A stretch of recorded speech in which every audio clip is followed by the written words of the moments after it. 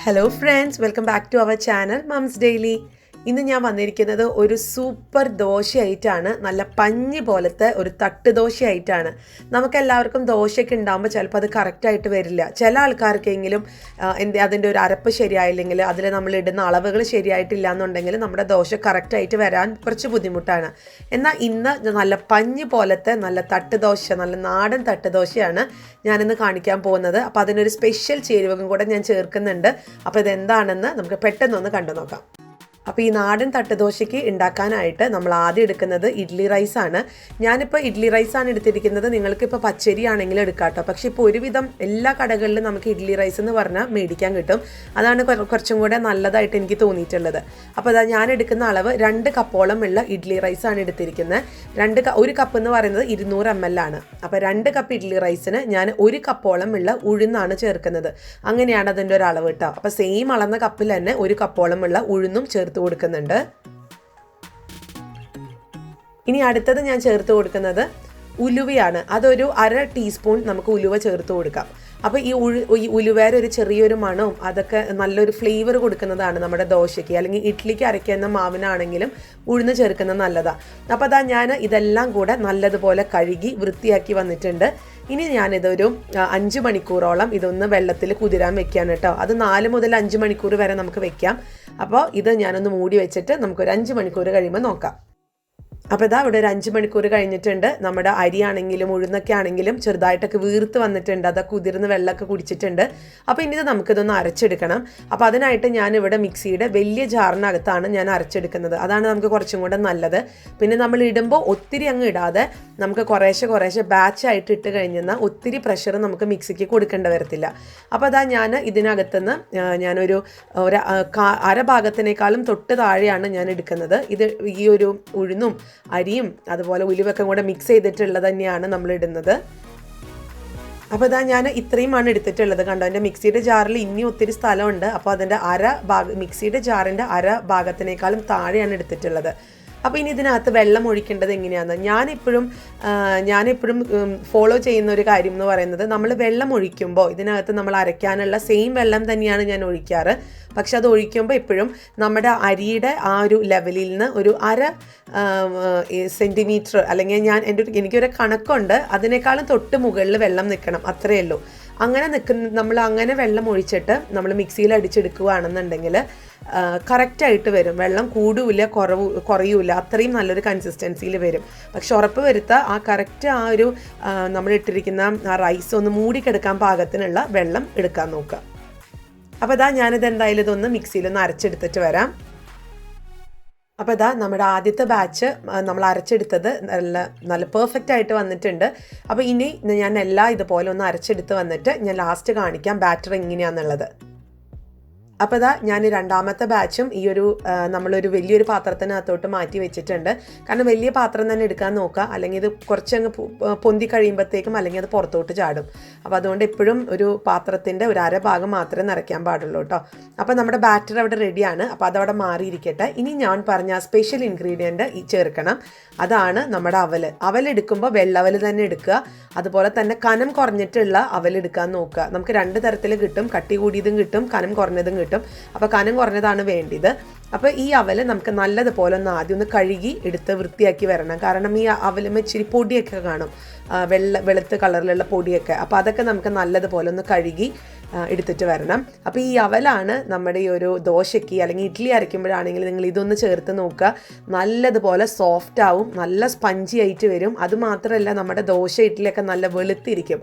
അപ്പോൾ അതുകൊണ്ടാണ് നമ്മൾ വെളുത്ത വെള്ളവൽ തന്നെ എടുക്കാനായിട്ട് പറയുന്നത്. അപ്പം ഞാൻ ഇത് നല്ലതുപോലൊക്കെ ഒന്ന് കയ്യിലൊക്കെ ഇട്ട് നല്ലതുപോലെ തിരുമിയിട്ടുണ്ട്. അപ്പം ഞാനിതൊന്ന് വെള്ളം ഊറ്റി കളഞ്ഞിട്ട് വരാം. അപ്പോൾ അതാ വെള്ളമൊക്കെ ഊറ്റി വന്നിട്ടുണ്ട്. ഇത് നല്ലതുപോലെ ഇങ്ങനെ പൊടിഞ്ഞിട്ട് തന്നെയാണ് ഇരിക്കുക. എങ്കിൽ പോലും നമുക്കിത് മിക്സിയിൽ നല്ലതുപോലെ നമ്മൾ വെള്ളം ചേർക്കാതെ വേണം ഇതൊന്ന് അരച്ചെടുക്കാനായിട്ട്. കാരണം ഇതിനകത്ത് വെള്ളം ചേർത്ത് അരച്ചു കഴിഞ്ഞാൽ നമ്മുടെ ദോശമാവിനകത്ത് വെള്ളം കൂടും. കാരണം അതൊക്കെ നല്ല കറക്റ്റായിട്ട് അവിടെ ഇരിക്കുകയാണ്. അപ്പോൾ നമുക്കിത് വെള്ളം ചേർക്കാതെ തന്നെ നമുക്കിതൊന്ന് അരച്ചെടുക്കാം. അപ്പോൾ ഇതാ ഞാനിതൊന്ന് തുറന്ന് നോക്കുകയാണ്. ഇതൊരു 30 സെക്കൻഡൊക്കെ അടിച്ചാൽ മതിയാവും. നല്ലതുപോലെ നമ്മൾ ചോറൊക്കെ നമ്മൾ അടിച്ചെടുക്കുന്നത് പോലെ തന്നെ നല്ല സ്മൂത്തായിട്ട് വരും. അപ്പോൾ ഇതാ ഇത് ഞാൻ കാണിക്കാം, കുറച്ചും കൂടെ അത് സ്പൂണിലെടുത്ത് കാണിക്കാം എങ്ങനെയുണ്ടെന്ന്. കണ്ടോ, ശരിക്കും നമ്മുടെ ചോറ് അരച്ചെടുത്ത ഒരു പരുവത്തിനാണ് വരിക. ഇനി ഇത് നമുക്ക് നമ്മുടെ അരച്ച് വെച്ചിരിക്കുന്ന ദോശമാവിനകത്തോട്ട് ഇതൊന്ന് ഇട്ട് കൊടുത്തിട്ട് നമുക്ക് നല്ലതുപോലെ തന്നെ ഒന്ന് മിക്സ് ചെയ്യാം. അപ്പോൾ ഇതാ ഞാൻ നല്ലതുപോലെ തന്നെ മിക്സ് ചെയ്തിട്ടുണ്ട്. നമ്മൾ നല്ലതുപോലെ തന്നെ ചെയ്യണം കേട്ടോ. കാരണം എന്താണെന്ന് വെച്ച് ഇതിനകത്തുള്ള അവൽ ചിലപ്പോൾ കട്ട പിടിച്ചിരിക്കും. അപ്പോൾ അതുകൊണ്ട് നമുക്ക് കൈ കൊണ്ട് ചെയ്യണമെന്നുണ്ടെങ്കിൽ ഇളക്കി കൊടുക്കണമെന്നുണ്ടെങ്കിൽ അങ്ങനെ ചെയ്യാം. ഞാനിപ്പോൾ ഏകദേശം 1 മിനിറ്റ് 1.5 മിനിറ്റ് ഒക്കെ എടുത്ത് നല്ലതുപോലെ ഇളക്കി കൊടുത്തു കഴിഞ്ഞു. അപ്പോൾ ഇനി നമുക്കിത് മൂടി വെച്ച് നമുക്കൊരു 8 മണിക്കൂറെങ്കിലും ഇതൊന്ന് പൊന്താൻ വേണ്ടി വെയിറ്റ് ചെയ്യാം. അപ്പോൾ ഇതാ ഇത് പിറ്റേ ദിവസമായി രാവിലെയായി ഞാനൊരു രാത്രി മുഴുവൻ വെച്ചിട്ടുണ്ടായിരുന്നു. അപ്പോൾ ഇത്രയാണ് എനിക്കിവിടെ പൊന്തി കിട്ടിയിട്ടുള്ളത്. അപ്പോൾ ഇവിടെ ഇത്രയൊക്കെ ഞാൻ പ്രതീക്ഷിക്കുന്നുള്ളൂ. കാരണം നല്ല തണുപ്പുള്ള സ്ഥലമായതുകൊണ്ട് നമുക്ക് ഒത്തിരി അങ്ങ് നാട്ടിലെ പോലെ അങ്ങ് പൊന്തി വരത്തില്ല. ഇത്രയൊക്കെയാണ്. ഇനിയിപ്പോൾ അങ്ങനെ വരും നാട്ടിലെ പോലെയൊക്കെ, പക്ഷെ ഒത്തിരി നേരം അതിന് വേണ്ടി വെക്കണം. അപ്പോൾ ഞങ്ങൾക്കിത് ബ്രേക്ക്ഫാസ്റ്റ് ആയിട്ട് കഴിക്കാനാണ്. അപ്പോൾ അത്യാവശ്യത്തിന് പൊന്തിയിട്ടുണ്ട്, പിന്നെ നല്ലതുപോലെ പുളിച്ചിട്ടുണ്ട്. ഇനിയാണ് നമ്മൾ ഇതിനകത്ത് ഉപ്പ് ചേർക്കുന്നത്. ഉപ്പ് നമ്മുടെ ആവശ്യത്തിനനുസരിച്ച് ചേർക്കുക. ഞാനിവിടെ ഒരു 3/4 ടീസ്പൂണോളം ഉപ്പാണ് ചേർത്തിരിക്കുന്നത് കേട്ടോ. അപ്പം ഉപ്പ് ചേർത്തിട്ട് നമുക്കൊന്ന് ഇളക്കാം. ഇപ്പം ഞാൻ ചില ആൾക്കാർ കണ്ടിട്ടുണ്ട് നമ്മൾ ഈ മാവൊക്കെ അരച്ച് വെക്കുമ്പോൾ ഉപ്പിടുന്നത്. അങ്ങനെ ഒരിക്കലും ചെയ്യരുത്. മാവ് അരച്ച് വെക്കുമ്പോൾ നമ്മൾ ഉപ്പിടേണ്ട, നമ്മളല്ലാതെ തന്നെ അത് പൊന്താൻ വെച്ചാൽ മതി. എന്നിട്ട് ഇഡ്ഡലി ചുടുന്നതിൻ്റെ അല്ലെങ്കിൽ ദോശ ചുടുന്നതിൻ്റെ അല്ലെങ്കിൽ ഇഡ്ഡലി ഉണ്ടാക്കുന്നതിൻ്റെ തൊട്ട് മുന്നേ വേണം നമ്മളിതൊന്ന് ഉപ്പിട്ട് ഇളക്കാൻ വേണ്ടിയിട്ട്. അപ്പോൾ ഇതാ നമ്മുടെ ഫ്രൈങ് പാൻ അല്ലെങ്കിൽ നമ്മുടെ ദോശച്ചട്ടി ഇവിടെ റെഡിയാണ്. അപ്പോൾ ആദ്യം നമുക്ക് ഇച്ചിരി ഒന്ന് എണ്ണ ഒന്ന് തൂത്ത് കൊടുക്കാം. എണ്ണ തൂത്തതിന് ശേഷം നമുക്ക് ഇതാ ഈ ഒരു മാവ് ഒഴിച്ചു കൊടുക്കാം. അപ്പോൾ ഇത് ഞാൻ കണ്ടോ ഇതുപോലത്തെ ഒരൊറ്റ തവിയാണ് ഞാൻ ഒഴിക്കുന്നത്. അപ്പോൾ നമുക്ക് വേണമെങ്കിൽ ഒത്തിരി അങ്ങ് പരത്തി കൊടുക്കാം. പക്ഷെ നമുക്കറിയാം തട്ടുദോശ എന്ന് പറയുന്നത് ഒത്തിരി അങ്ങ് പരത്തിയെടുക്കേണ്ട കാര്യമില്ല. ജസ്റ്റ് ഒന്ന് ഒഴിച്ചിട്ട് ഒരു കറക്ക് കറക്കിയാൽ മാത്രം മതി. പിന്നെ ഇതിനകത്തുനിന്ന് പതുക്കെ ഇതിനകത്തുനിന്ന് കുറേ കുമിളകളൊക്കെ പൊട്ടാൻ തുടങ്ങും. അപ്പോൾ അതൊക്കെയാണ് ഇതിൻ്റെ കാണാനുള്ള ഭംഗി എന്നൊക്കെ പറയുന്നത്. അപ്പോൾ ഇതാ ദോശ നമുക്കിതൊന്ന് തിരിച്ചിട്ട് കൊടുക്കാം. ഇപ്പോൾ ഏകദേശം 1 മിനിറ്റ് അല്ലെങ്കിൽ 1.5 മിനിറ്റ് ഒക്കെ ഒരു സൈഡ് വേവിക്കാനായിട്ട് നമ്മൾ സമയം കൊടുത്താൽ മതിയാവും. കാരണം ഇത് പെട്ടെന്ന് തന്നെ വെന്ത് കിട്ടുന്നതാണ്. അപ്പോൾ ഓരോ സൈഡും 1 മിനിറ്റ് പോലും വേണ്ട. ഞാനിപ്പോൾ ഈ തിരിച്ചിട്ടിരിക്കുന്നത് 1 മിനിറ്റ് പോലും എടുത്തില്ല, അതിന് മുന്നേ തന്നെ ഞാൻ എടുക്കുന്നുണ്ട്. കാരണം ഒത്തിരി അങ്ങ് നമുക്ക് കരിച്ച് കളയേണ്ട കാര്യമില്ല, ഇത് പെട്ടെന്ന് തന്നെ ആയി കിട്ടും കേട്ടോ. അപ്പോൾ ഇതാ നമ്മുടെ ദോശ ഇവിടെ റെഡിയാണ്. തട്ടുദോശ നല്ല പഞ്ഞി പോലത്തെ ഒരു ദോശയാണ്. കണ്ടോ, എനിക്കറിയില്ല നിങ്ങൾക്ക് എത്രത്തോളം കാണാൻ പറ്റുമെന്ന്. ഇതിനകത്ത് നമ്മൾ പ്രത്യേകിച്ച് ഒന്നും ചേർത്തിട്ടില്ല. ഒരു ചേരുവ ഒഴിച്ച് ചിലപ്പോൾ ചേർക്കുന്നവരുണ്ടാവും കേട്ടോ, അവൽ ചേർക്കുന്നവരുണ്ടാവും. പക്ഷെ ഇനി ചേർക്കാത്തവരാണെങ്കിൽ ഈ അവൽ വെച്ചിട്ട് ഇതുപോലൊക്കെ ദോശ ഉണ്ടാക്കാൻ ട്രൈ ചെയ്യുക. നല്ലൊരു ടേസ്റ്റ് ആയിരിക്കും, നല്ലൊരു സ്പഞ്ചി ആയിട്ട് നമുക്ക് ദോശ കിട്ടും. അതുപോലെ തന്നെയാണ് ഇഡ്ഡലി ആണെന്നുണ്ടെങ്കിലും. അപ്പോൾ എന്തായാലും ഞാൻ ബാക്കിയുള്ളതും കൂടെ ഞാൻ ഈ ദോശയ്ക്ക് ഒന്ന് ചുട്ടെടുത്തിട്ട് വരാം. എന്നോട് ഒത്തിരി പേരായിട്ട് കുറേ നാളായിട്ട് ചോദിക്കുന്ന ഒരു റെസിപ്പിയാണ് ദോശയുടെ റെസിപ്പി. ഞാൻ ഇഡ്ഡലിയുടെ റെസിപ്പി അതുപോലെ പുട്ടിൻ്റെ റെസിപ്പിയൊക്കെ ഇട്ടിട്ടുണ്ട്. അപ്പോൾ കുറേ പേര് കുറച്ച് ദിവസമായി ചോദിക്കുന്നത്, കണ്ടിന്യൂസിൽ ചോദിച്ചുകൊണ്ടിരിക്കുകയാണ് എങ്ങനെയാണ് സോഫ്റ്റ് ആയിട്ടുള്ള ദോശ ഉണ്ടാക്കാൻ പറ്റുകയെന്ന്.